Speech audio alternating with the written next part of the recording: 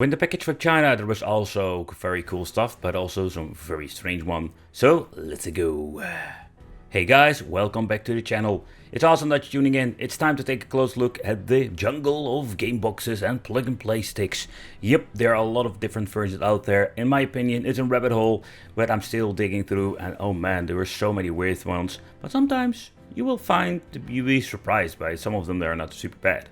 But in this video we're going to take a close look at the Ampown, if I'm pronouncing this correctly. It's a PlayStation 5 version controller with a game stick, also known as Model U9. So this is one of those weird devices that they're ripping something off. There is also something they need to rip off, and this time it's going to be the PlayStation 5 controller. In the end there is always something they need to rip off, and the controller quality is absolutely nothing like the original system. So also when it comes to the gameplay and the menu, yeah, that is where we're going to get a hit or miss.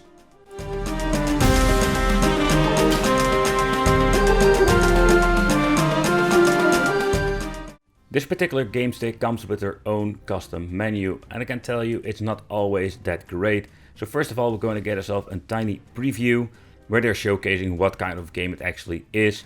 But there is no movie, it just shows one single picture. Overall we're going to get ourselves the list, history, collection, search and category.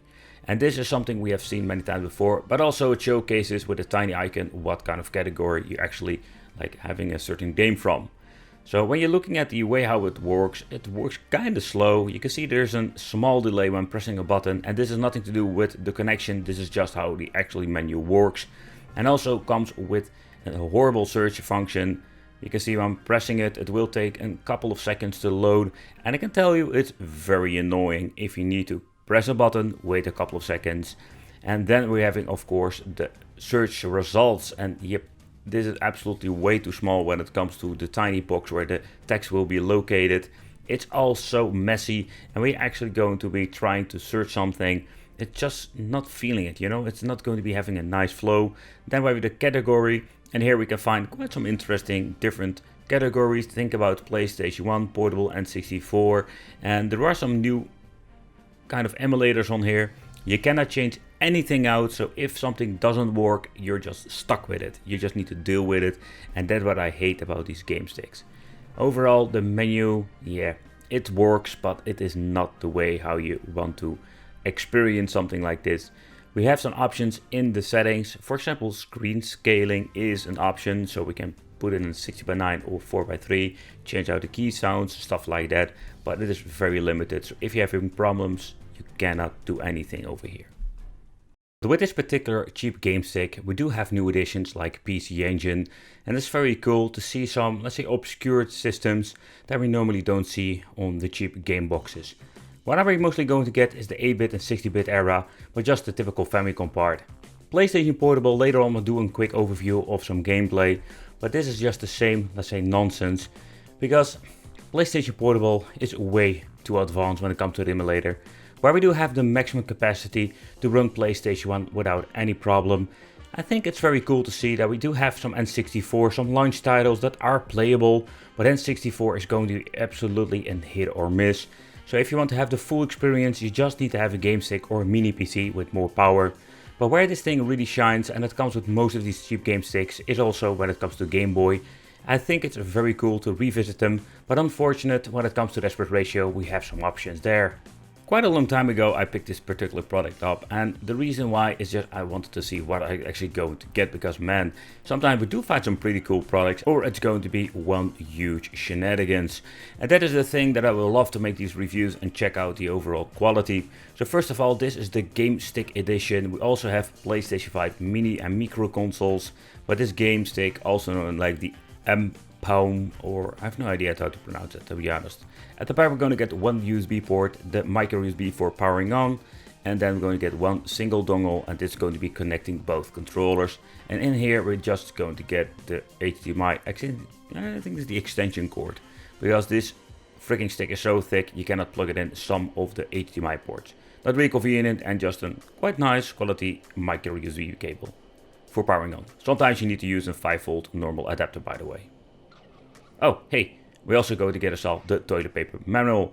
Yep, in here we're going to get ourselves the general information. They did put some effort in it. showcasing how actually everything works when it comes to the search results. Move to PlayStation 1. I guess this will run okay on these like plug and play devices. Let's see which button I need to use. They did configure the analog stick and the D-pad.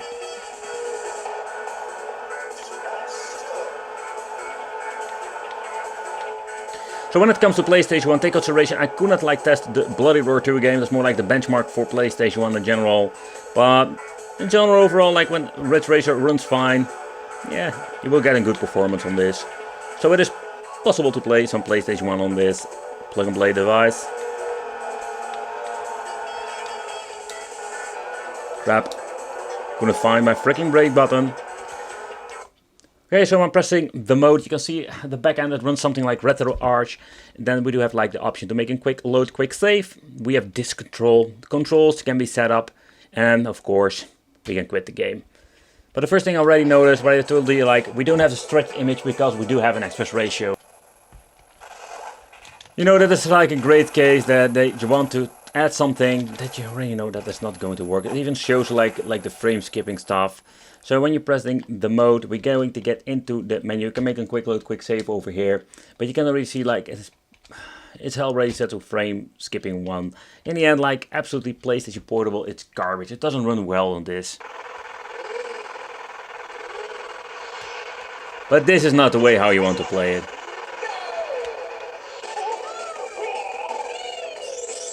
And N64 always be a freaking problem when it comes to these cheap plug and play or game boxes.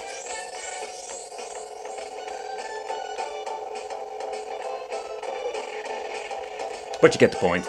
It's horrible. Alright, so next up let's try a Neo Geo. It's not like a really demanding emulator, and most of the time it runs normally okay, but then it's the question like how good did they configure it. So next up let's try some Mega Drive. Oh, I'm just trying to find my freaking buttons here. Oh, see that I can do some moves out of this controller. It will hurt my thumb like crazy after like 5 minutes, but next up, let's try some Sonic Advance. And what I like about it, that the image is of course stretched because we do have like a big screen over here. But there is no issue with the emulation. Good audio, no weird sound effects, no delay in the sound effects. And because of the aspect ratio, we do have like 2 black bars, but don't have like this stretch image. This Ampown or Ampown stick, yeah, I must say that first of all, they are using cheap SD cards. And the main problem with these things are they can get corrupted out of nothing. So it's always recommended to get a backup. But inside we will find specifications that are not like really exciting. I was really surprised to see that we're actually going to get a passive cooling on this piece of electronic, because most of the time they're just slapping a PCB in here and not doing anything with it. I was surprised when removing the thermal pad and the cooling element. We do have an AM Logic S95X3. That is a chipset that we have seen in previous boxes, but I don't know what's going on with this. I cannot see how many megahertz is running, but the overall performance is way worse than your typical S95X3. Or it can also be an emulator or software issue. Conclusion is simple.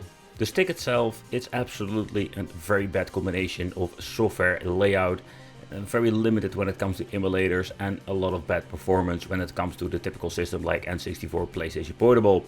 And again, they should just remove it and improve the layout, have a way better overall quick load menu. We have like quick loads, quick saves, everything. There are some like a manufacturer out there made some pretty cool game sticks with some very nice controllers, but this thing is not going to be one of my favorite ones.